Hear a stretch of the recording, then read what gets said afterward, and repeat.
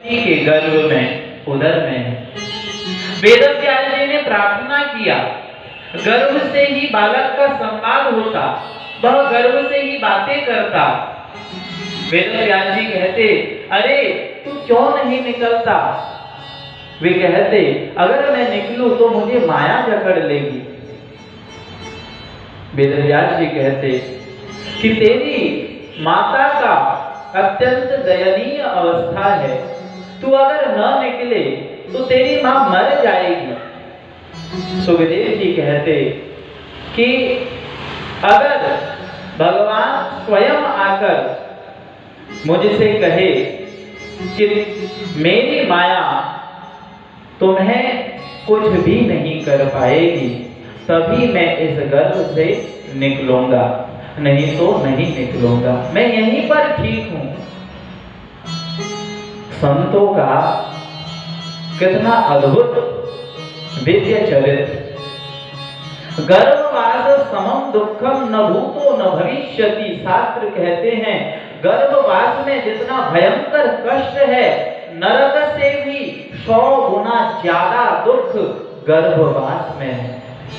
और वह गर्भवास के दुख को भी सुखदेव जी आनंद पूर्वक सह रहे हैं। वहां पर भी वे भजन में मस्त है, बाहर नहीं निकल रहे। क्यों? कहीं भगवान की माया उनको जकड़ न ले। अब वेदव्यास जी करे तो क्या करे, भगवान को बुला के लाए और भगवान ने स्वयं आश्वासन दिया कि तुम निकलो, कोई चिंता नहीं, मेरी माया तुमको कोई असर नहीं करेगी। माया किसको पकड़ती है? मामेव ये प्रपद्यन्ते माया में तां तरन्ति। भगवान की माया अत्यंत बलशालिनी है। जितना बल, जितना शक्ति भगवान में है, भगवान की माया में भी उतना ही शक्ति है। भगवान स्वयं गीता में कहते हैं, दैवी ही एषा गुणमयी मम माया दुरत्यया।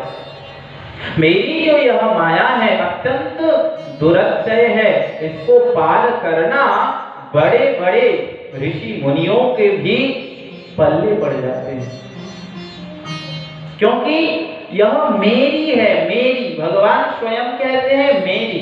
जैसे आपने एक डंडा लिया और उस डंडे से किसी को अगर प्रहार करे तो आप में जितना शक्ति है, आप जितने जोर से डंडे से दोषी व्यक्ति को मारेंगे, उसको उतने ही जोर से लगेगा। तो मारने वाला कौन है? डंडे से दर्द लगा, क्या डंडा मारने वाला है? नहीं, डंडा वास्तविक उसको नहीं मारता, डंडे में अपना कोई शक्ति है ही नहीं। इसी प्रकार भगवान की जो माया है जड़ है, जीव चेतन है। भगवान विभु है, भगवान सर्वशक्तिमान है, जीव अल्प शक्तिमान है और माया में शक्ति है ही नहीं। किंतु इस माया के द्वारा भगवान ही हम सभी को संसार का दुख देकर मारते हैं। भागवत में स्पष्ट कहा गया, त्वमेव क्लेशरस्तेषां अनासन्न परां तव। संसार में व्यक्तियों को, मानवों को दुख होता है। किसको होता है? जो भगवान के शरणागत नहीं होते।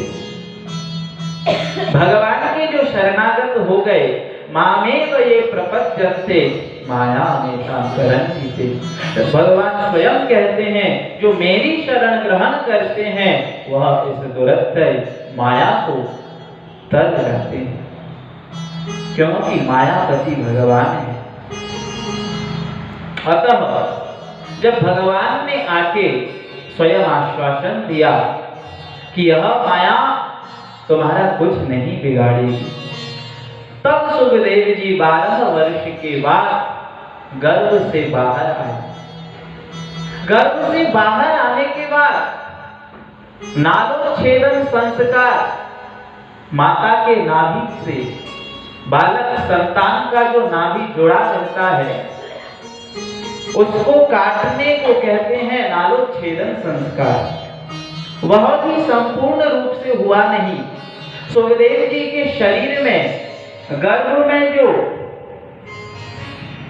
चीजें, गर्मी वस्तु जिससे लगता, जिस जेल से लगता हुआ संतान बाहर निकलते हैं, वैसे ही सुखदेव जी निकले और निकलते ही संन्यास ले लिया।